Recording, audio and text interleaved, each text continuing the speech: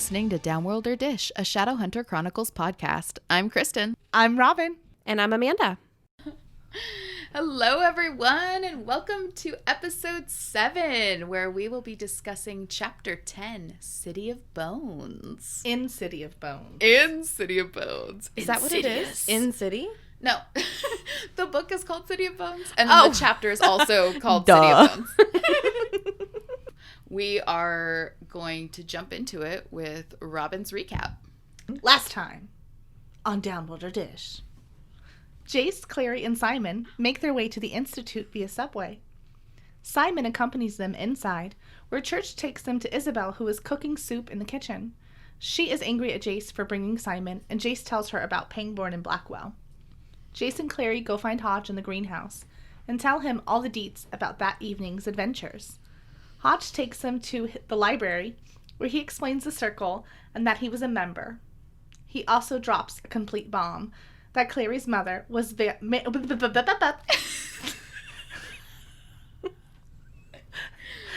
Clary's mother was a member and married to Valentine. Dun dun dun. The time. Again, I knew it. You did. Robin it did. So, chapter 10 picks up right where chapter 9 left off. Chapter 9 was slow and hard. We apologize. Yeah. And chapter 10 is fast and soft. Stop it. Dig yourself out of that space. All right, so they're still in the library. Hodge has just dropped this major truth bomb, and Clary is rightfully shooketh. Naturally, both Jace and Clary start freaking out and talking at the same time. They're like, what the hell? That was like our first 3 episodes of the podcast. Sorry. Thanks for listening.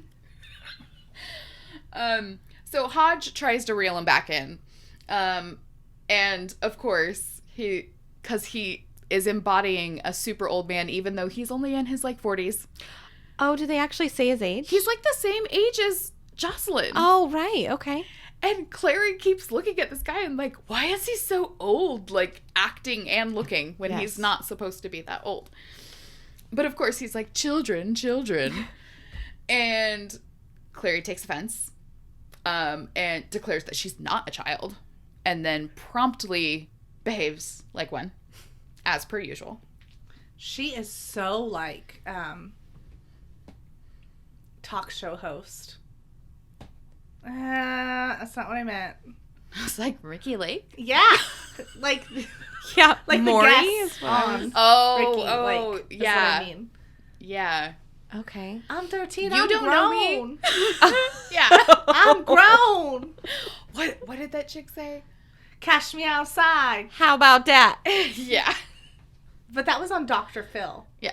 I'm talking about Maury when we were in middle school. I was thinking Maury. She's like, I smoke weed, drink vodka, and something. And I'm pregnant. Yeah. I don't know.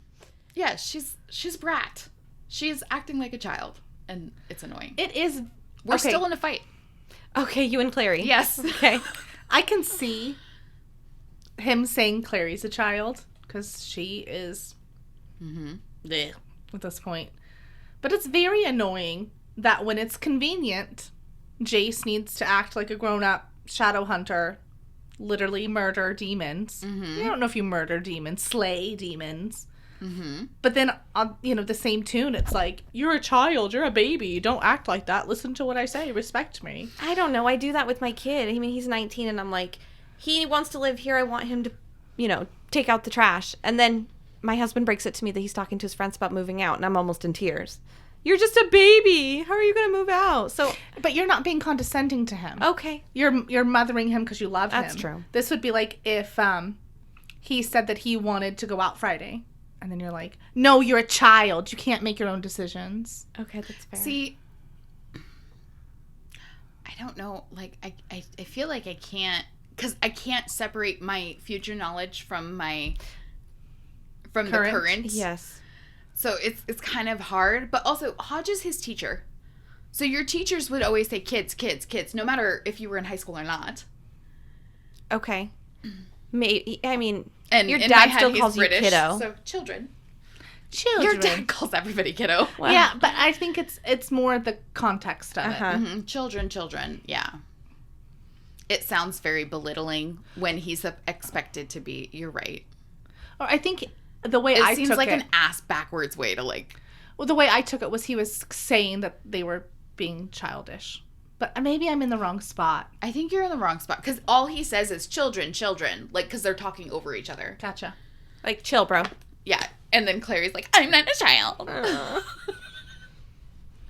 I'm sorry. I feel bad. I'm hating on Clary so much. I do like her later. I really, really liked her. Obviously, the first time I read this. I don't really have it. I mean, she's a little annoying. But. Honestly, I think it's an age thing. I think it's because I'm older and because I'm a mother. I'm just like, bitch, get your shit together. Yeah. So at first, Clary refuses to believe that her mother could have been involved in this cult-like group, let alone married before her father. Because she's like, my mother didn't have an ex-husband. Like, okay. I was like, yeah, okay. Like, your mom's gonna bring up the fact that she was married to some psycho who tried to overthrow an entire government system to implement his diabolical racial purity plan. That'd go over well. In a world that she's never even heard of. Right. like when is she gonna bring it up? Yeah. Just Do over you like dinner the one broccoli? day. Oh, and by the way, guess what I was a part of? Right. Come on now. Well, and she's only 15. Maybe at some point her mom planned on telling her later. I think that's Okay. what her and Luke were fighting about. I don't think her mom was ever planning on. She was like, I'm just going to avoid this as much as possible. I don't know if I would tell my kid if I was a part of something like that either. I would. Yeah, Well, you because I would be too fearful that it would come back to bite me in the ass. And so I would want them to have all the information because that's where the portal is. Yeah. And all of the information we've talked about The before. escape route. Yes. The I fire would want drill. to like make sure because that's in my head. I'm like the only way that you can be safe is to be prepared. Because Are you a prepper? Doomsday. okay, I have thought about every scenario ever. I'm neurotic. How many cans of peaches do you have in your garage? Peaches? I don't know. I just feel like that's what people can. Although I do know how to grow and store food without refrigeration or electricity. Oh, like on the 100? Well, I'm really getting into gardening. I really like it. But anyway, yeah, homesteading is like where it's at. You have the space for that. That's cool. I'm excited. Anyway, so the more Clary thinks about it, she's starting to, come to the realization that her mom has been lying about X, Y, and Z. Like, what else has she been lying about? She doesn't know her mom at all. She only knows this fake facade of the person that her mom has shown her. She has no idea who she was and really, like, what she stood for. Like, all of these things are coming to question. It's like, what part of your personality is real? Yeah. Do you think maybe she's liking her more or, like, mad at her for not sharing or, like, do you think she's thinking my mom's a badass. Like, this is neat. No, I think she's pissed. I would think, yeah. I think she's like, what kind of monster is she? Ouch. Because she doesn't know. She's been lying to her. I think that if she found out the information in a different setting, she might be more receptive. But she keeps looking like a fool. Okay. Well, her mom didn't lie. I mean, lied by omission, but I don't think she actually fibbed. I mean, Is Yeah. omitting lying? But her mom lied to her about why her parent, She lied to her about why they were going to Luke's. right. Because she was saying that she was stressed out and she needed to get Whenever away. she asked Luke's about her farmhouse. family or her past or, she's put these things in place to deceive her daughter. And she's starting to realize that. So she's like, what the hell? Well, and I obviously am crazy pants. Yeah. But just on top of it, it's like you keep... Yeah. Sorry. I'm sorry. It's true. It's fine. Or this maybe is more like a Amanda thing. Like, it's bad enough that I'm finding out all these terrible secrets, but now I have an audience to go through it, and I keep defending this woman, and she keeps... Well, it seems like Hodge knows a lot more about her than even Clary knows about her. So. Yeah. It's got to sting. And Hodge tries to kind of ease some of that by explaining that the members of the circle didn't realize how crazy Valentine was until it was almost too late. And when they did finally come to their senses, many of them left the group, like Jocelyn, and the first of whom being Luke. Lucian. Lucian. Bleh. Whatever, he means Luke. She knows, she in her head translates it to Luke. I just like the name Lucian. No. Lucian. It reminds me too much of Lucius. Lucifer is what I think of. So, at least there's that little bit of, like, recompense for her to kind of, like, well, at least they left, right? So they're not evil, I guess. Yeah. I guess. But at the same time, it's like, if that's too crazy, what was, like, mildly crazy? Yes. Like, those fundamentals, regardless of how, like, they still feel wrong, no matter how, like, little, that, like, ugh, it feels icky. Yeah. Icky is a good word. I agree. He doesn't go in. Does he say when they leave? Does he go into it? Because maybe it's like they drew up that oath and she's like, I'm out. I agree. Like, did she actually... Well, it says she had a hand in writing it, right? That's kind of how he breaks it to her? Hodge did. Yeah. Hodge had a hand in writing it. Oh, okay. And he just adds, like, and your mom was there? I don't remember. I feel like... Was there a picture? That's not till later. Okay. There's more information later. At this point, all we know is that Jocelyn left the circle at some point, and Luke was the first one to leave, shortly followed by Jace's father, Michael Wayland. So at least... Oh, I didn't even think about that Clary's parent, like Clary and Jace's parents knew each other. Yeah. Or at least dad. Yeah, they were all, like, the whole group. And that's when we start to, and Hodge starts to kind of explain, he starts to kind of unravel it, because the Lightwoods were also in the circle. So Alec and Isabel's parents. But they didn't leave. They stayed true to Valentine up until the uprising. And then they basically surrendered. At the Accords Hall. At the Accords Hall, yeah. Okay. During the battle. Lay down your weapons. Ooh, I like that. And of course, this is all news to Jace too. Oh, was that a different fandom? I thought that was later. No. Amanda forgot she had her button. I thought you might have been spoiling something from later or something. No, you that was goofball, just me. stupid dork. Stupid, sorry. No. Not stupid. So this is, of course, news to Jace as well. He has no frame of reference because, again, the Clave has destroyed all evidence of this uprising because they're embarrassed by it. So instead of learning from our mistakes, we're doomed to repeat history. Thanks, idiots. Hodge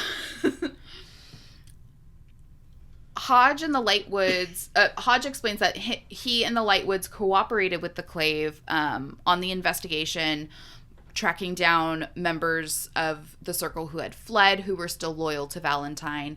And for their efforts, they were granted clemency to an extent. So Hodge was given the harshest sentence, I guess I would say. He was exiled to the New York Institute, and a curse was placed on him by the Clave that he's not allowed to leave the Institute. Maris and Robert Lightwood, Alec and Isabel's parents, they were also exiled to the New York Institute. However, they are allowed to come back to Alicante for official business only. So they're not allowed to live in their home country. They are exiled, but they still have contact, whereas Hodge is never allowed back into the Glass City. What official business? Do you really trust them to be doing I was anything? thinking the same thing. Why would you want them doing any... Well, I think because there's more information later on down the road, but I think because they helped with the investigation, they realized the error of their ways. They were married. They had a small child. In my head, and I know I'm filling in blanks, but in my head, I think their argument is, we had a small kid. Like, we didn't know what he was going to do if we left. Because it was like a cult situation. So I think that there's a little, and because they helped after the fact, they identified members, you know, and they cooperated. So it's like when you cooperate with the cops, like you might have been in on a bad thing, but like maybe you get cut a deal if you cooperate, right? I would always cut a deal. Just remember You're a rat.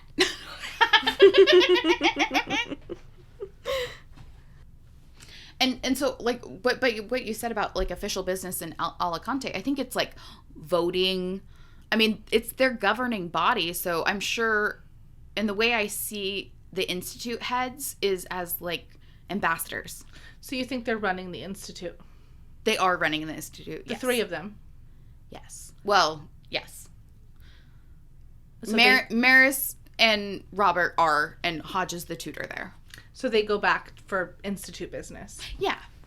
Just government, because they're government employees, basically. Makes more sense. Yeah, I still think that I wouldn't trust them. I think just make them all stay there. Silly.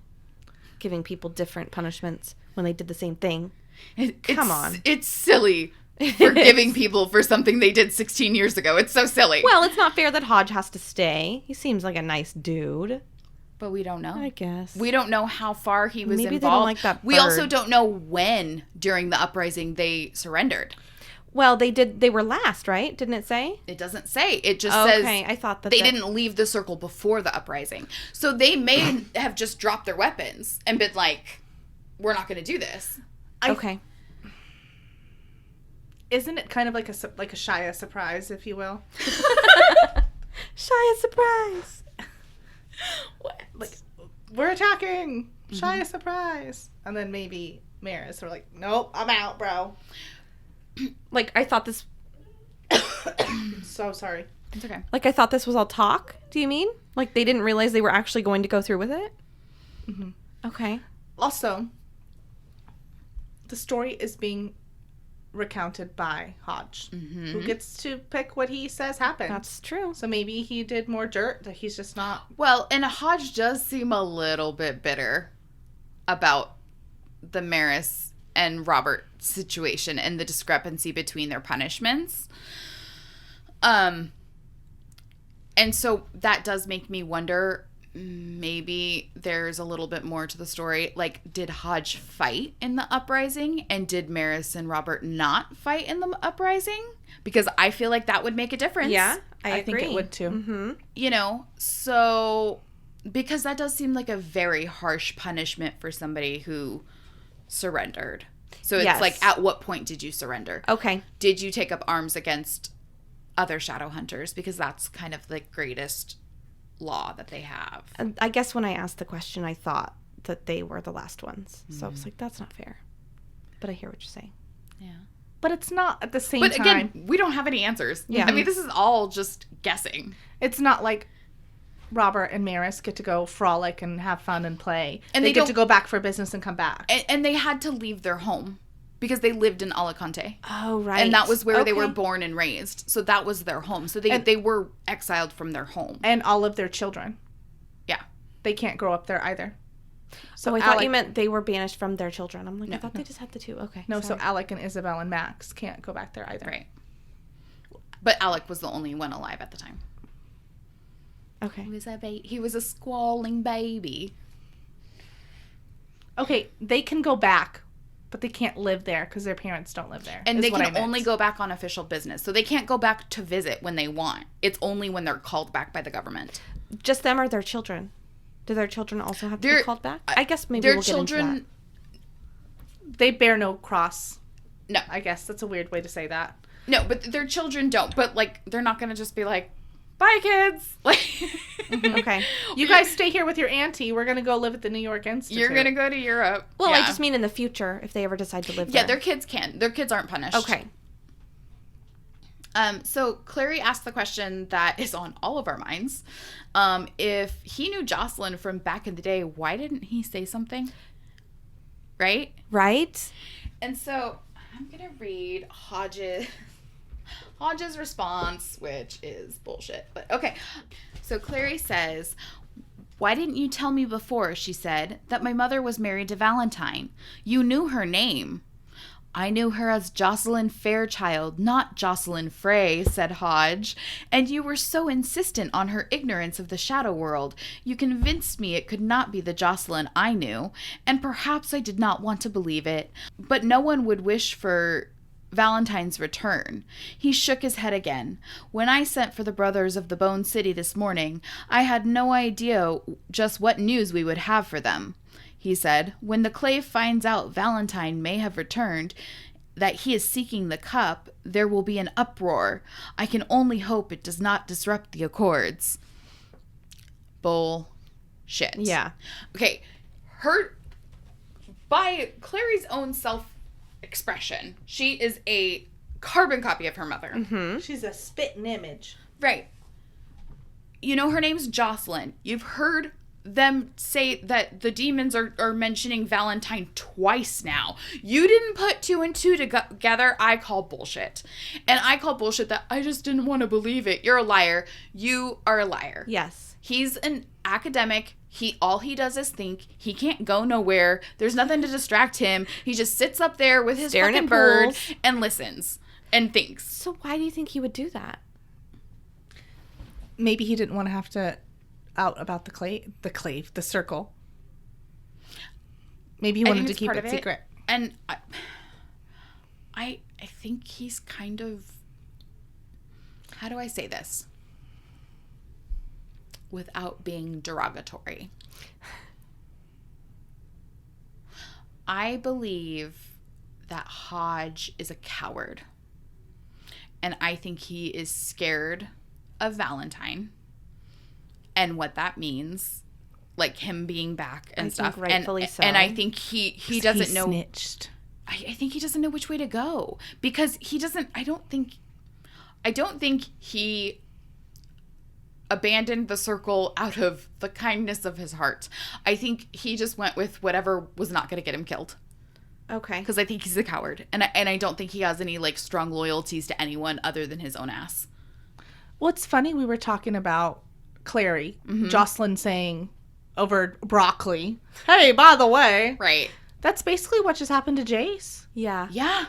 Not that Hodge is his father, but it's it's parental sort of teacher. So if I realize that he is the sort of the mentor, but now that I realize, I guess I'm putting it together as we're talking, that Alec and Isabel's parents live there as well. I imagine both of their parents are helping teach these kids as well.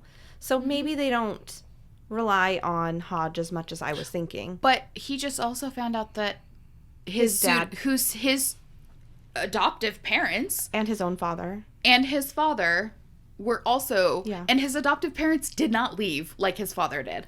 Okay. Mm-hmm. Yeah. So not every adult in his life who's alive still was in this like cult and like didn't leave until they were forced to. How hard would that be if Michael and I can't remember his name. Robert were parabatai. Right. And Michael left and Robert didn't. Right. Oh, right. Mm-hmm. And oh god, I want to get into I know. things. Yep. Whatever. We're Okay, going we to can. move on. We're gonna move on before I start spoiling things. So Isabel interrupts their conversation. Perfect fucking timing. Announcing dinner. And Jace and Hodge are both like, thanks but no thanks. I'm not hungry. And Hodge tries to be like, I had a big lunch, so I don't need dinner. I ate 3 days ago. I'm fine.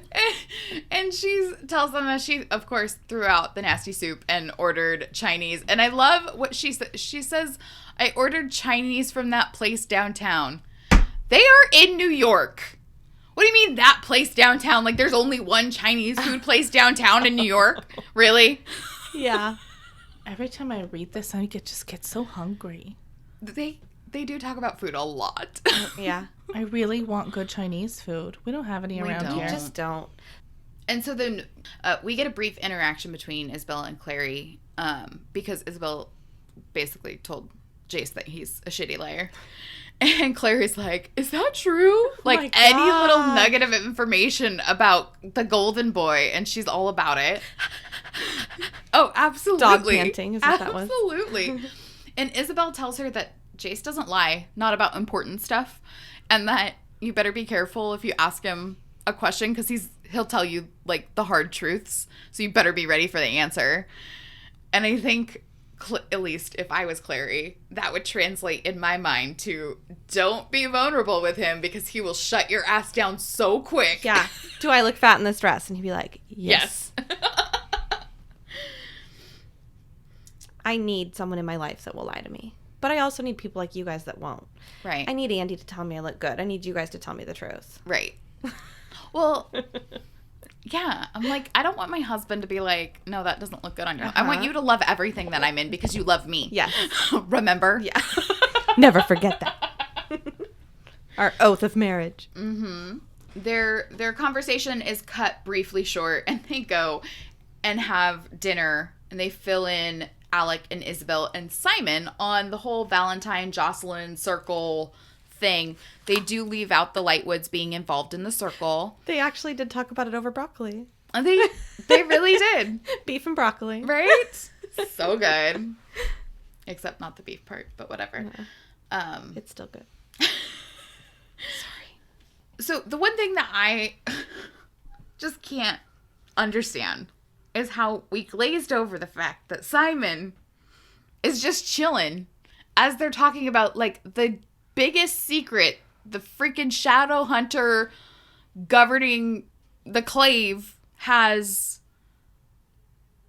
like, had in the last, like, 20 years. Yeah, they've literally gone to the extent to, like, destroy documents related to it, but we're just gonna let this mundane, like, have some freaking fried rice with us as he listens in on the greatest horror of our society? Like, are you joking me right now? We all know he's not listening. He totally is. He's busy. But it was just weird that, like, we don't get anything from Hodge being like, who's this guy? He's just, like, totally accepts it. He's like, yes. Oh, that's a good point. Isabel has a problem. She's like, he's going to be mad. And then they haven't talked about it. We don't hear anything about it. That's funny, yeah. It's so weird. She's the little tattletale, maybe. He's going to be pissed. It's really me. Yeah, I'm she's pissed. really the one that's mad. Right? Quit projecting, Isabel. Yeah. Right. And Clary is super pissed that Simon is hanging on every one of Isabel's words. I told you, he's not paying attention. He's just watching her. He is so goo-goo. He's like Cuckoo a cartoon with, like, the tongue that just, like, kind of, like, rolls out, and he's just like, ha. And it's clear she's jealous, but my question to you guys is why? Do you think she's jealous of Simon being interested in another girl? Or do you think she's just jealous that it's Isabel and like somebody that she already feels inferior to? I think it's both. I think it's the fact that it's another girl because she also had this inner struggle when they were at the what was it called? Java Jones? Java Jones. She didn't seem as mad though. She seemed surprised. Yeah, she wasn't angry. You're right. Mm-hmm. So I think she doesn't like Isabel, and she's mad at Simon because she wants him on her team, hating Isabel with Amanda. Me. Do you also think that maybe she just enjoys the attention that Simon gives her? And when he's looking at Isabel that way, he's not giving her that attention? I don't know if she'd be focused on that because she's so focused on Jason that way. But, like, subconsciously. Yeah, Do you like think that's normally why, that's what he's doing to me. Underneath the, like, she doesn't like Isabel. So, of course, she's going to be lying to herself and telling herself that that's why she's being all bitchy. Okay. But, like, underneath it all, do you really think it's because she enjoys the attention and now she's not getting that attention and Jace isn't going to give her that attention? Like, I kind of feel it's like one of those dynamics where it's like when somebody else calls your best friend their best friend. You know what I mean? Like, and you're like a teenager and you're like, that's like my whole life. Like, before you become an adult and realize that, like, everyone has a life. Like. I'm sorry. Sorry, I had we to. can just cut this whole thing No, out. no, it was good. I'm just leave it in. I'm just making fun of you. Well, but, like, underneath it all. No, I agree with you. I think it also has to do. I'm trying not to say likes. Me too. I just said it like 3 times. Fuck. In the second chapter, when Simon wants Clary to go with him to Java Jones again. I was going to say the wrong name. It's Java Jones. She's like, I can't. No, I can't. No, it wants me so bad. I can't. And it's almost like she wants him to, no, you got to come. No, you got to be there. I'll come over and ask. Okay. She likes the attention. I think she really digs it. So she maybe really does realize, even though she's playing stupid, that he does have a crush on her. Well, and do you think that she's the, alpha friend? Mm-hmm. Well, and Simon's the beta? Mm-hmm. Yes. But although we've also discussed, Simon clearly has other friends. He does. And we haven't seen any of Clary's other friends. Clary doesn't have any other friends. Mm-hmm. I mean, I think she makes it clear, she doesn't have any other friends. It's just Simon. Is it because she has a terrible personality? Oh, I don't know. We're in a fight just because of that, so maybe. I love that I'm, legitimately, I'm taking it serious. We're having issues, man. We're about to go rounds. That is great. As they're discussing all of the happenings and all of the things that Hodge told them over Mushu pork, Isabel says that she thinks it's romantic that the psychotic warlord came back for his wife, Jocelyn. Because she's depraved and an idiot. And she's sipping boba tea, which just makes me not like her. See, she and I are fighting. Because of the boba tea? No, I just don't like her so far. She's a brat. Yeah. What about you? I'm having a hard time separating this Isabel from later Isabel. I said Isabel. Isabel? This Isabel from later Isabel. And I really like later Isabel. Okay. Yeah. So I can't. It's interesting to come back and read the first book because these characters do grow so much throughout the series and they develop. And so in book one, they're really teenagers and haven't really been through it. And as you go through the books and through the series, you see them change and develop based on, the experiences that they have. Okay, so these characters are going to remain throughout the Shadowhunters, this set of 3? Throughout the Mortal Instruments, which is 6 books. Okay, cool. So I wanted to read. So Isabel is like, it's so romantic. Whatever. And I wanted to read Jace's response because it's just so sassy. I love him so much. That whole business about Clary's mother being married to Valentine, said Isabel. Jace and Hodge had filled her in, though Clary noted that both had left out the part about the Lightwoods having been in the circle and the curses the Clave had handed down. So now he's back from the dead and he's come to look for her. Maybe he wants to get back together. I kind of doubt he sent a Ravener demon to her house because he wants to get back together, said Alec, who had turned up when the food was served. Nobody asked him where he'd been, and he hadn't offered the information. He was sitting next to Jace across from Clary and was avoiding looking at her. It wouldn't be my move, Jace agreed. First the candy and flowers, then the apology letters, then the ravenous demon hordes, in that order. So I loved that little exchange. That's hilarious. It gave us a little bit of Alec and his capabilities of smartassery. So they get back on track and finally ask the question that we've been waiting for. Why does Valentine want the Mortal Cup? Why is he so dead set on this particular historical artifact? Because that's, at this point, that's all Clary knows it to be. So Hodge's explanation is a doozy. Basically, Valentine is such a freaking sociopath that he's willing to use the Mortal Cup on any human he can find to build his army. Even though there's only a 20% survival rate for the Ascension using the cup. The way Valentine sees it, the deaths of the other 80% are payment for the protection from the shadow world that the mundanes have enjoyed thanks to the Shadowhunters. And everyone's just kind of like, what? Yeah. And Hodge is like, I know, because that was his plan. That's what he told us. I'm like, and you still stayed, You were like, bro? do it, bro. Was he, super matter-of-fact when he explained it? I think he was. I think he was just kind of like... I feel like I also want to listen to the audiobook to get the like the acting portion of it. Yeah. Like maybe I'll listen after I've read it.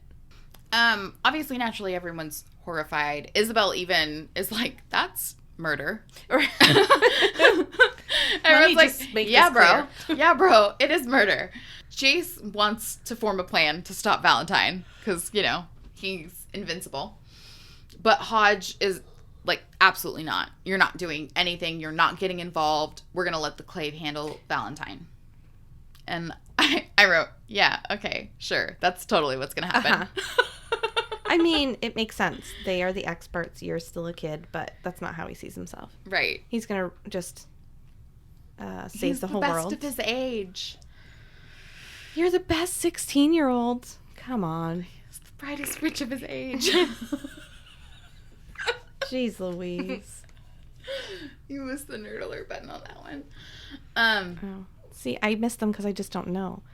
Nerd alert. Because you guys are nerds.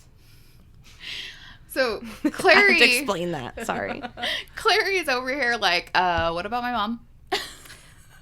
Valentine has her and is doing God knows what to her.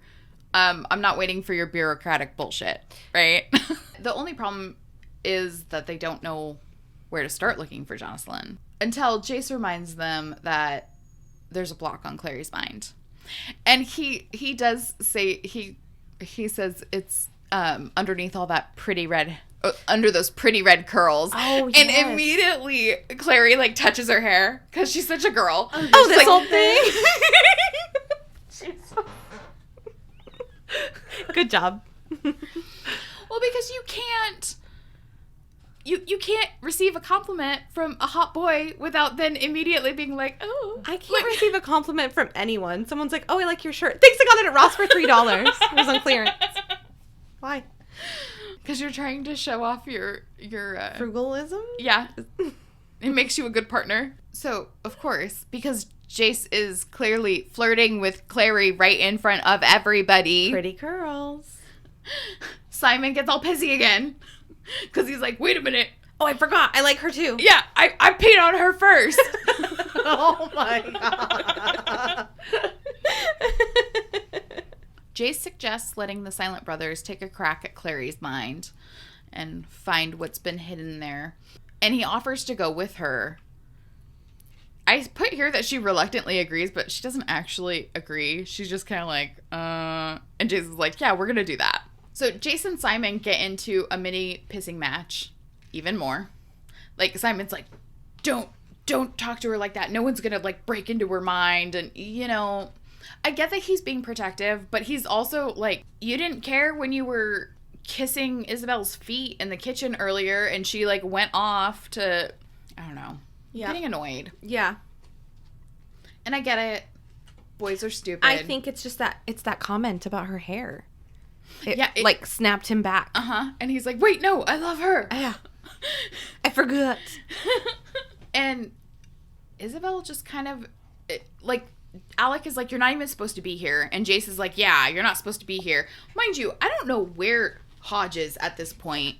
I thought he wanted Chinese food. So I thought he would have been eating Chinese food. He is. He was there eating Chinese food, but then like, he doesn't say anything about Simon. Speak up. He's children, calm down, but now ain't got nothing to say. Right, he's got nothing to say. And then Simon, like, gets up and escorts, or Isabel gets up and escorts Simon out.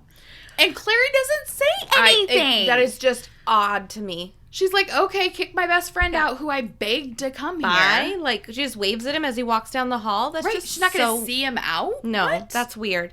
Well, and the fact that she's not like, no, he should stay. Like, let him, come on. Like, let him stay. No, she's just like, all right, bye. This is my place now. Right? It's a weird situation. And I mean, like, I'm sure she's emotionally exhausted from all the information she, like, has been downloaded. Right. But at the same time, I'm like, that would make me want to have my best friend with me more. I would think I'd want to go home with him and come back. I'll come back tomorrow. Right. I need sleep.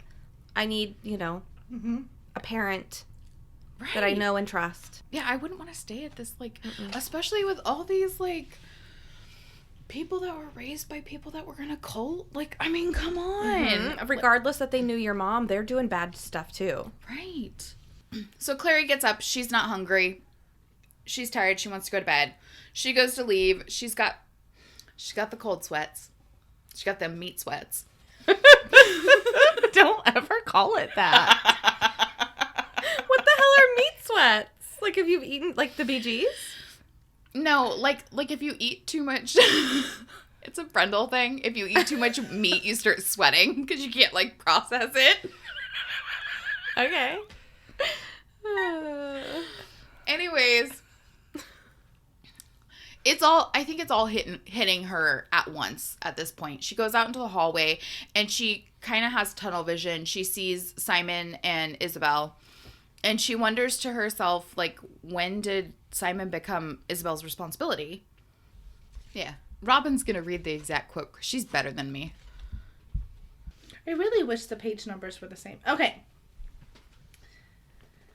If there was one thing she was learning from all this, it was how easy it was to lose everything you had always thought you'd have forever. I guess, but you're 15. What's forever when you're 15? I think you're being a little jaded. I'm sorry. Okay, you're right. But I think your BFFs, like, especially Simon, like, especially her whole world is falling apart. Her apartment's gone. Her mom's gone. Her Luke clothes is gone. are gone. Listen, she's giving up on Simon. She could easily have just said, no, it's fine. I'll walk him out. Or just straight up gone home with him. She's losing Simon. That's her bad. Simon's but her, everything else. Yeah. Simon is totally her responsibility. Yeah, her fault. she's going emo. Mm-hmm. Full emo. But also, okay, maybe I'm thinking too much into this, and I'm sorry. I'm going to just pause for a second. She's having tunnel vision. She's got cold sweats. Is she having a panic attack? Okay. Well, it's hot, and maybe they don't have AC there, but why would she be having cold sweat? She comments on how cooler it is in the hallway than it was in the kitchen. Okay. And her shirt's, like, sticking to her. Okay. And that's a lot of information to get downloaded. That's a lot of revelations to happen. I mean, and she's exhausted. What? If we retrace her steps back, I don't know why I'm doing this. Pandemonium, murder. The next day she wakes up. She goes out with Simon. Mm-hmm. Her mom gets kidnapped. She kills a demon, almost gets murdered. And then she is in a coma for 3 days. Mm-hmm. She wakes up from that coma, goes back to her, like, instantly goes back. Wakes up from that coma, gets, like, turned down by Luke and said, I don't want anything to do with you anymore. Yeah, I forgot about that. Then she goes with Jace to her apartment. He has to kill the Forsaken, Mm-hmm. which she doesn't do any of the heavy lifting, but it's still trauma. Right. Finds out about Madame Dorothea. Mm-hmm. Finds out Gets about her mom. sucked through a portal. That's not sucked through. She did that, dummy. It says she got sucked through. That's fair. She shouldn't have opened the door. Curiosity killed the cat, you know. It's still trauma. Right. So then they're at Luke's. They break into his house. Mm-hmm. They are hiding behind this stuff. Find out all this crazy junk about Luke and the men that killed Jace's father. Then they go back to the Institute, go upstairs to the Hodge, and he just barrages her. So she hasn't even had a minute to breathe since. Yeah, there's no time to process. It's trauma on top of trauma on top of trauma. So, yeah, like, I could totally see her having a panic attack right now. Yeah, she's done. I would be exhausted. Mm-hmm. I'm done. She's done. We done, so. It's nice to see you defending her, Kristen. Are you guys getting back together? I don't know. I'm still annoyed with her, but maybe we're not in a fight anymore. Okay. Maybe we're in the healing stages. You're just bickering now. Yeah. So the next part of the chapter is a dream sequence that is kind of clunky. So I'm going to do the best I can to summarize. So she is dressed in green and dancing with Simon, who's all in black, and they're moving around a dance floor. Simon asks Clary if she's looking for someone more interesting than him because she's kind of scanning in the room. And in the midst of noticing how good-looking Simon is, he suddenly transforms into Jace, who's all in white and welcoming her by whispering into her ear, which is just gross. Yeah. Welcome to the Glass City. Clary notices that Isabel and Alec, Clary You said it right the first time. notices that Isabel and Alec are there as well, and they're both dressed in blue. And she asks Jace where Simon is, and he says that they're in the place for the living, and urges her to wake up by whispering to do so in her ear. Okay. I think that it's very strange to point out that the author is pointing out the color everyone is wearing, because it's not something that she's really been shown as her style thus far. And she kind of nonchalantly explains things, but she doesn't go into super big detail, I think, about... Right, because I'm still unsure if Jace wears a mock turtleneck and right, cargo pants. I mean, they're dressed in black, but Right. I don't think it's something she really hammers on what people are wearing. So do you think that that's something important, or do you think it's just a coincidence? I think everything in dreams in these books are important. Okay. I mean, I don't know so much about the color, but it's obviously pointing out that she is a little jealous with Simon and stuff, which kind of makes me wonder why the hell she didn't try to walk him out. Like, if you're clearly looking at him, he's good looking, you're noticing how good looking he is in your dream. How are you not trying to be with, hang out with him more? Sorry, the dog is licking the plate. I can hear it. Stop it, Penny. I think, and as we find out later, colors are really important in Shadowhunters world. I mean, obviously to Clary they don't mean anything at this point. And to me they mean nothing, but that's okay. That's cool. Clary wakes up still in a cold sweat, probably from the night prior, and Jace is restraining her because she tried to hit him again. Like, seriously, girl, stop. What? She doesn't even seem very Okay, she was asleep, so you can't really seriously, girl, stop her. Why am I defending Clary right now? But I don't know. Maybe it's the author. Stop with the hitting. Okay. It's played out. No, it's not. It's real life. Do you know how often I hit my husband? All the time. When I wake up, if someone was near me, I would be startled. I don't think I'd automatically start throwing punches or slaps. I feel bad. I can't believe I just said I hit my husband all the time. Not, playfully. Yeah. Playfully. I don't think this is playful. But she's also asleep. It's your... if you've gone through that much trauma in recent months, and you've been attacked, or in recent months, in recent days... No excuse. Don't do it. I mean, I think I'd be, swinging too. And violence also, is your why love is he trying language. to hold her down? Why is he that close to her? Why aren't you at the door saying, hey, wake up? Wiping away those curls. He's whispering in her ear to wake up. Because I think that's what's happening in the dream. He's like, hey, girl, hey. Time to wake up. Who wakes somebody up like that? They deserve to get punched. Maybe he was trying to, not startle her. No. It is 5 a.m. Maybe he's trying to be quiet. You know what? What? Tell me. What do you think? My husband has come home in the middle of the night because he worked a night shift. Mm-hmm. And just when he comes in, he kissed my forehead or whatever, and I was sleeping. And it woke me up, and it startled me. Mm-hmm. And I did the gaspy in breath, and I choked him. See? It happens. Not to me. My husband comes home late sometimes from work, too, and I've never... It was 3 a.m. I have screamed from being startled. It was just instant. Because I didn't feel him kiss me. It was when he was getting up, and I felt his presence on top of me. You know when you just feel like someone's staring at you, and it's this kind of you feel heavy, and it's just there's shadows on you? Amanda's psycho. She doesn't know what I'm talking about. You know what I'm talking about. I know what you're talking about. And it just really startled me. So it feels like a ghost. Mm-hmm. The first thing I just strangled. And then once my hands... just strangled him. Not, I just But once my hands were... I realized it was him, then I turned it into a hug. Just kidding. I was loving it. I had to say face. Did he realize what you were doing, you think? Yeah, it was scary for both of us, I'm sure. It's because it was... I don't remember making a noise, but I remember feeling like I made a noise, so I'm pretty sure it was like that. Obviously, I don't want to blow your ears out, but way louder. That's so fun. My husband knows better. No one wakes me up close to my face. If you want to wake me up, you stand at the fucking door, you flip the light on, and you say, wake up. I do not need anyone close. I don't like being woken up. I'm a monster. I don't like anyone near my face after I wake up.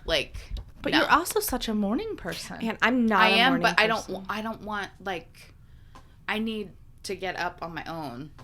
And Okay. Have 5 minutes of peace before, like, I hate, like, when my husband, like, tries to roll over and, like, cuddle me in the morning. I'm like, get the off me. Like, I don't want to be touched. Leave me alone. That's my favorite part of the morning, Andy waking me up. Kristen's got hot sweats. She's got the meat sweats. I got the tofu sweats. Stop it. So, as Amanda said, it is 5 o'clock in the morning. No, thank you. There is a silent brother named Jeremiah who's waiting to speak with Clary, who's annoyed because she never actually agreed to having this meeting. And Jace tells her that if she wants to find out what happened to her mom, that brother Jeremiah is the key. The silent brothers are the key to help unlock her mind. And he has, quote, a great sense of humor for a guy who never says anything. Okay, everyone's read this chapter, so I'm going to just ask, at what point does he have a sense of humor? I don't know that I ever saw it. I think Jace is just being a smartass. Okay. So Clary changes, meets Jace in the hall. I have something to add here. Tell me. Because when she's changing and, like, getting... It says she rinses out her mouth.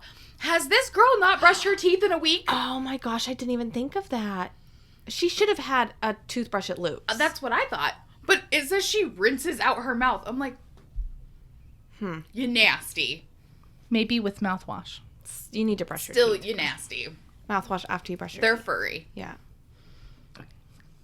Sorry. It's okay. I have an 11-year-old who doesn't like to brush her teeth, so... It's on my radar. Jace is in the hall with Church, who is circling restlessly between Jace's legs because the silent brothers make him nervous. Oh. And I really wish that there was more of a backstory on this cat. Gotta know about this cat. I got to. Gots to. So, did one of you say he was Persian? Did I read that? It's a blue Persian, yeah. It was a quote in the book. Okay.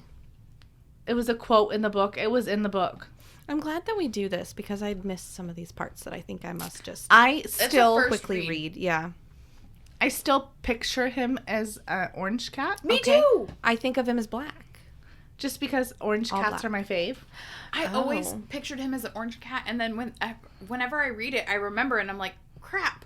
I keep forgetting what he looks like. Yeah, he's a Genja. Wait. He's my mind. Crookshanks in my head. Yeah, in my mind. Yeah. I'm Googling blue Persian, by the way. I don't know what that looks like.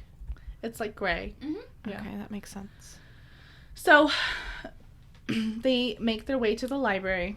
Church doesn't follow because the silent brothers make him nervous. Oh. Inside the library is dark, and there's only slight filtered light that's coming through the windows and illuminating the room. And Clary kind of thinks that Jace is playing a trick on her because he's a douchebag, and because she can only see Hodge. But then, Brother Jeremiah creepily rises from the shadows. And was that really necessary, or does this dude just have a flair for the dramatic? Okay. Like, really quick. I finally got a picture of this cat. He is beautiful. I'm sorry. That is all. Holy cow. With his squishy face. Yes. So soft. Yep, now you can imagine. Now Church. I get it. Okay. Google the blue Persian for the story. It's great. We'll post a picture on our Instagram. Yeah, there you go. Churchy. I love it. Okay, I'm sorry. It was absolutely unnecessary. I think it's just, I think they like being creepy. He's got a flair for the dramatic. Just stand there like a normal person. Yeah, like, hey, how you doing? What's Obviously, up? he doesn't speak, but I mean, Right. in your head, I guess. So Clary notices that this dude is literally making no sound. He doesn't have any footsteps. His cloak, like seriously, he's wearing a cloak, but it's not rustling when he's moving. And Hodge tells Clary, Duh, they're silent. yeah, they really mean silent brothers. I don't think she took it so literally or didn't even know what to think. But Hodge explains to Clary that him and Jace must have been talking, and he sided with him, saying that she should get to make the decision about the contents of her own mind, and that Clary needs to be the one to choose if she wants the help of the Silent Brothers unlocking her mind.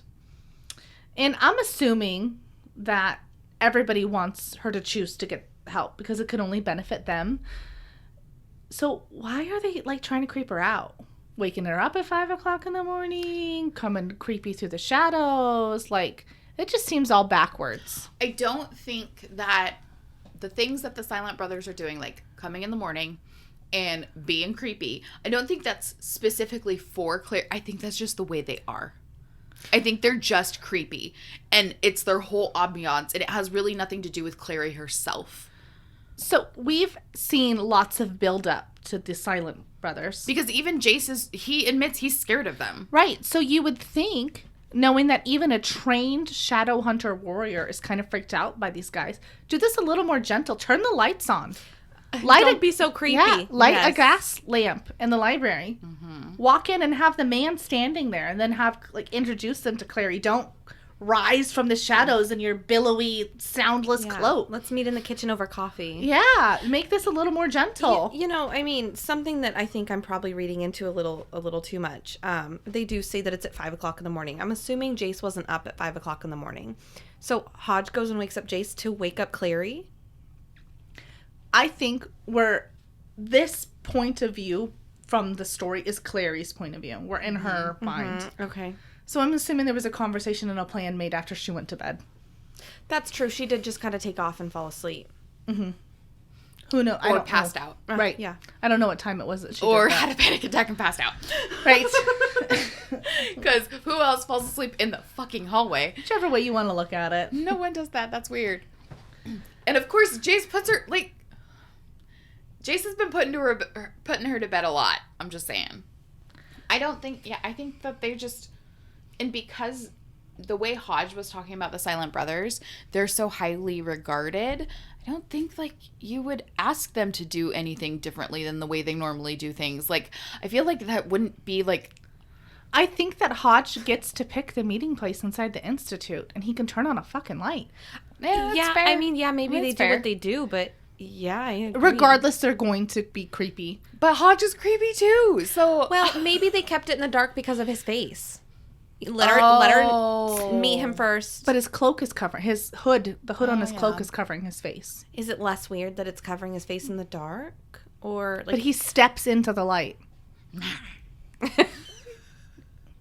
I don't know. Regardless. I think they're just creepy. We need to move on. Yeah. Okay. He speaks. He, being Brother Jeremiah, speaks. And it transmits directly inside Clary's brain. Now, do you think that this is in his, like, voice? I Does do. everyone hear him the same? His I voice do. in her mind, yeah. Okay. I do. And, that literally makes my skin want to crawl. Mm-hmm. That's disgusting. Mm-hmm. It's icky.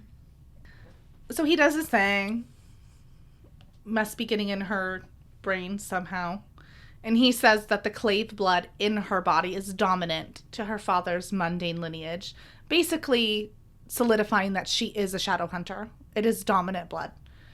And Clary asks Brother Jeremiah if he knew her mom because he used her name. He said Jocelyn. Mm-hmm. And Hodge talks for him and says that the Silent Brothers keep exhaustive records of people that have been Shadowhunters, past, present. And Jace, with his sassy pants on, says that they can't be all that exhaustive if they didn't even know she was still alive. Like, good job, guys. It's true. Well, I think the clave thinks of themselves a lot, like, thinks highly of themselves, and they're really arrogant. I guess all the Shadowhunters we've met have been pretty freaking arrogant. Yeah. But I think it's just kind of like their nature. That's their thing. They think they're better than everybody, which is why Downworlders hate them. Okay. Brother Jeremiah says that Jocelyn most likely had the help of a warlock, as it's not easy to run away from the clave. So they thought that she didn't know that she was still alive because she had the help of a warlock. Mm-hmm. She would have just went on her own. Anyway. They discuss her escape and why Hodge thinks that she took the mortal cup with her. Okay. That's something new that Hodge hasn't said before. Uh-huh. Dun, dun, dun. So now they think that, which is just even more. Like, I'm assuming they must want to get in Clary's mind now. Mm-hmm. If it'll lead to Jocelyn, who potentially has the mortal cup. because it was believed to be destroyed in a fire. Mm-hmm. Clary is angry and defensive and says that the Cleave obviously doesn't do as good of a job as they think they do keeping records, as all these people keep rising from the dead. Now they're teaming up. And Brother Jeremiah interrupts her rambling, kind of what I think is almost forcefully in her brain, and just says that there's truth to be learned if they're patient enough to listen. Which is good advice for these meddling children. And he pulls his hood back. Again, is this truly necessary or just drama? And Clary has to fight the urge to cry out because he is described as follows. The archivist's head was bald, smooth, and white as an egg, darkly indented where his eyes had once been. They were gone now, his lips crisscrossed with a pattern of dark lines that resembled surgical stitches. Nope. Nope. So much nope. Okay, why do you think he looks like that? Yeah, are they born this way? No. Is it Maybelline? So you don't say anything. I'll say it all. Because this is as far as I've read. Yeah, nothing has come up with anything, so you keep your mouth shut. Trap. Nuh-uh. Hodge told them. At the end of my part. When they were talking about the thingies. Well, not at this moment. Okay. Right? Okay, never mind. I'll shut up. Okay, let's just... Amanda. Mm-hmm. Why do you think he looks this way? This is another punishment, and they've been banished, and they were talking too much shit, and so they were like, no more shit talking. Snitches get stitches. That's right. Literally. Across your lips. Across your Okay, lips. so clearly he can go into your mind and speak to you. He doesn't have eyes. So how is he not bumping into walls and shit? You know, so it's interesting. I think to your question before, was it necessary? I mean, at some point he had to take his hood off. So. Did he, though? This interaction?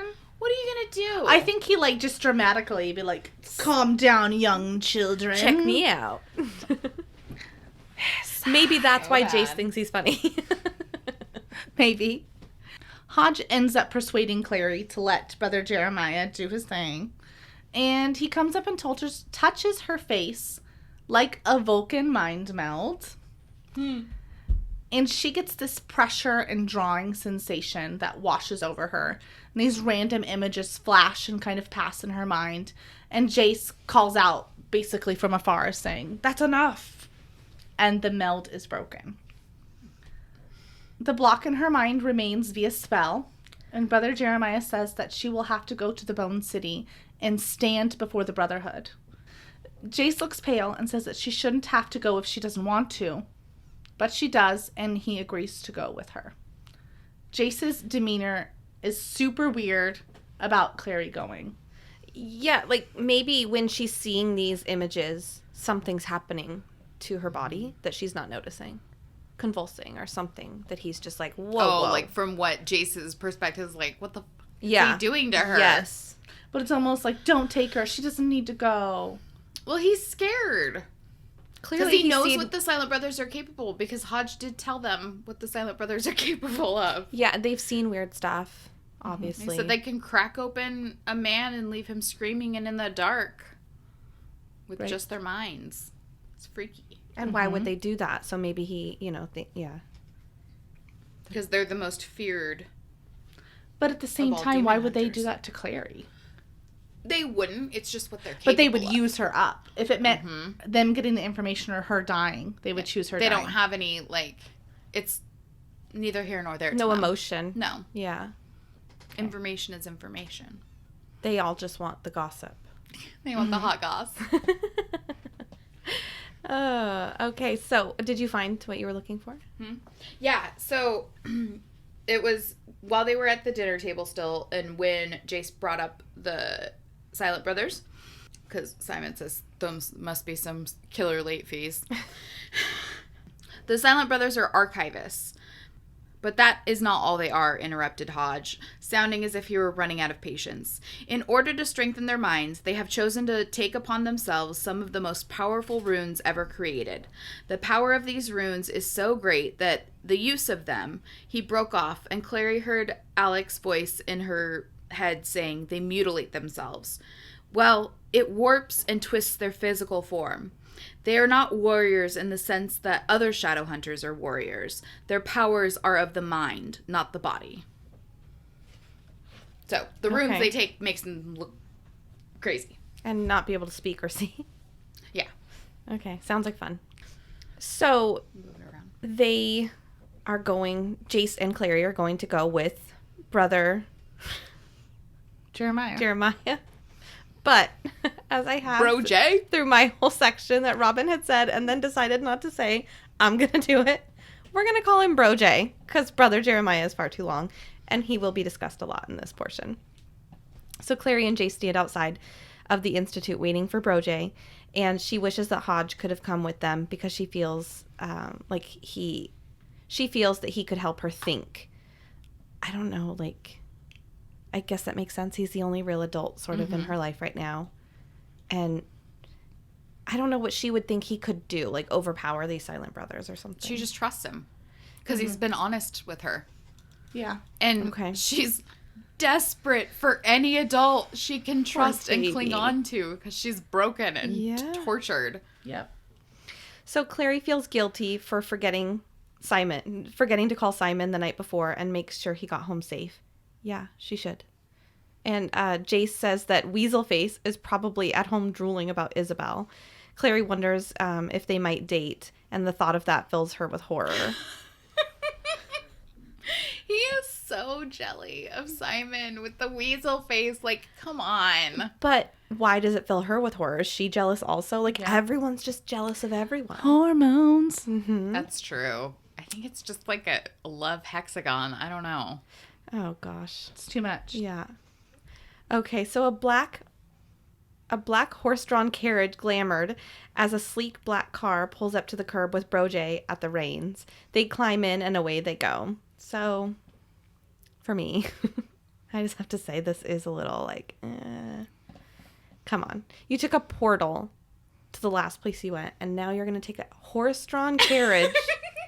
What the hell? That is just a little okay, I don't know. That's weird. It is. So on the ride, I'm not a big fan either. Yeah. So. It's I hope it doesn't come up again. I hope for the most part they take the subway or a portal or something. Yeah. Yeah. So on this ride that they take to, I had to clarify the Bone City is the same as the Silent City. Mm-hmm. I was a little confused. So on the way to Silent City, the two of them joke about poetry and music. And it kind of seems like a first date to me. I don't know. Ooh. Mm-hmm. Meow. So Clary asks why Jace chose not to tell Hodge that the men talking with Luke are the men that killed his father. And Jace tells her that if Hodge knew about them, he would know Jace wants to kill Valentine. And he thinks that Hodge wouldn't let him try. So I feel like I'm missing something. Because why would he want to kill Valentine when it's these dudes? So I think at this point, he has made a connection in his mind that these guys, because they work for Valentine and because they came to Luke on behalf of Valentine, and now he knows that his father left the circle. Okay. I think he's thinking Valentine sent these guys to kill his father for his betrayal. Okay. Does that make sense? It does, but it just seems like, well, what about Hodge and, the Lightwoods? They're still alive. So I don't know.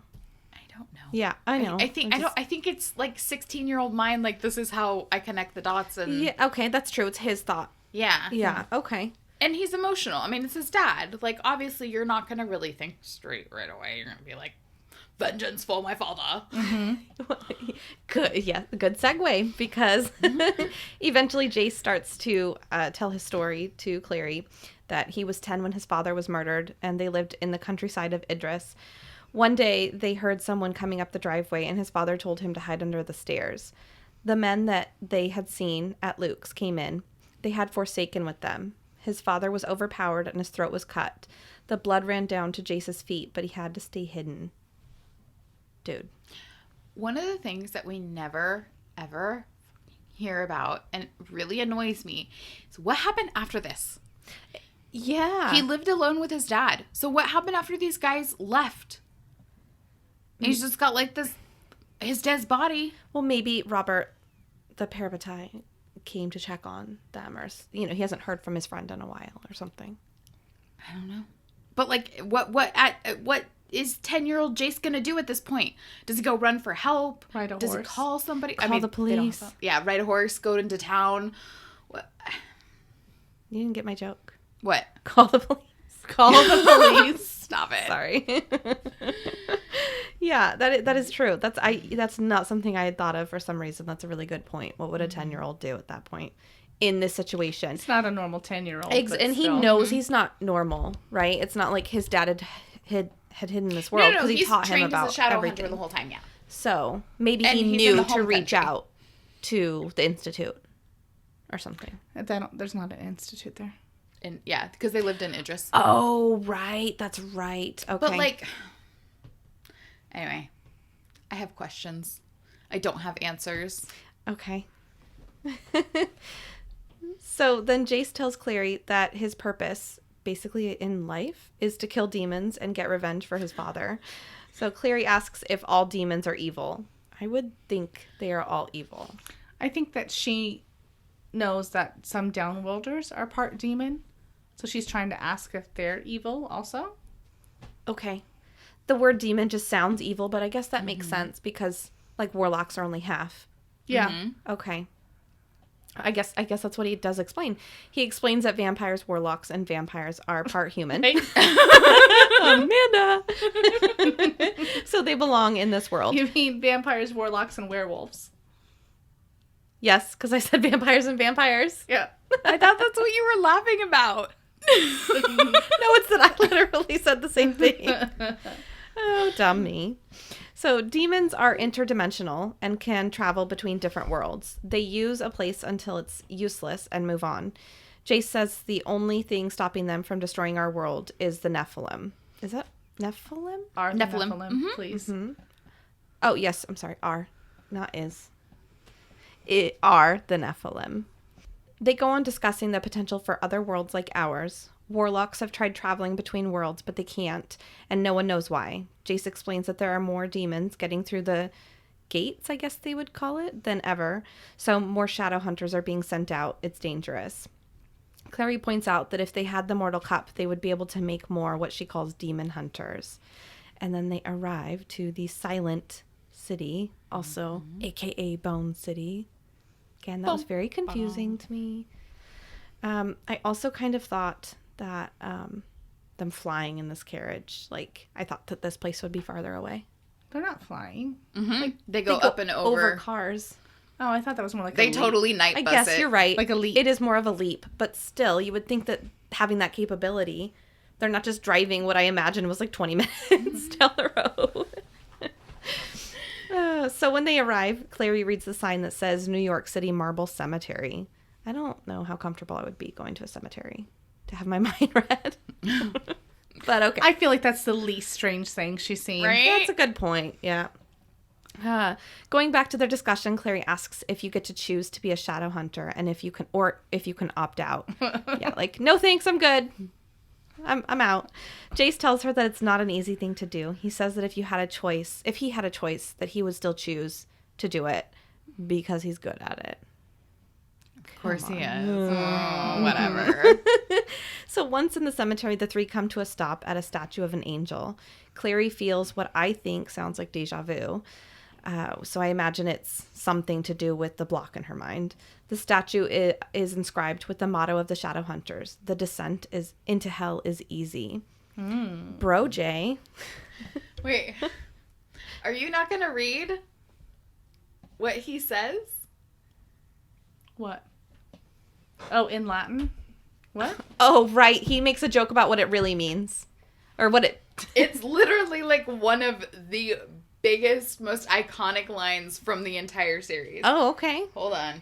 Let me find it. So, The words inscribed are in Latin. I'm not going to read the Latin. Is that meant to be the mortal cup, she asked. Jace nodded. And that's the motto of the Nephilim, the Shadowhunters. They're on the base. What does it mean? Jace's grin was a white flash in the darkness. It means Shadowhunters, looking better in black than the widows of our enemies since 1234. It's iconic. Yeah. Okay. I didn't realize that was there. Yeah. He's a dork. Read it in Latin. No. Good luck. You know more Latin than I do. You recognize it as Latin. Go. Okay, sorry, I was listening. Oh. Okay, so at the statue, Bro J uses his stele to draw a rune on the statue, and it opens to allow them to enter. As Clary is following Jace down into a creepy entrance, Bro J grabs her arm with his cold, weird hand. Yeah, I imagine it being very long. Yeah.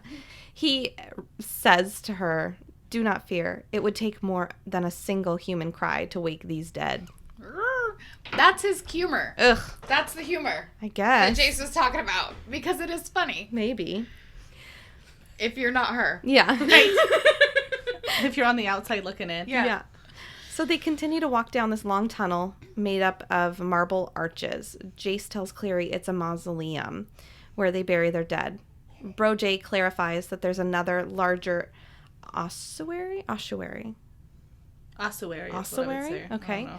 In Idris. He goes on saying, those who die in battle are burned. Their ashes used to make the marble arches that you see here. The blood and bone of demon slayers itself is a powerful protection against evil. Even in death, the clave serves the cause. Creepy. you So they're say cold? surrounded by dead bodies. Literally. That's why it's the silent city. Yep.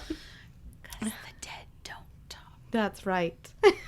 Sorry. That is what Clary realizes in this moment, that it's called the Silent City because the people that live there are the brothers whom do not speak and dead people. I totally didn't even read that you wrote that. You're there. fine.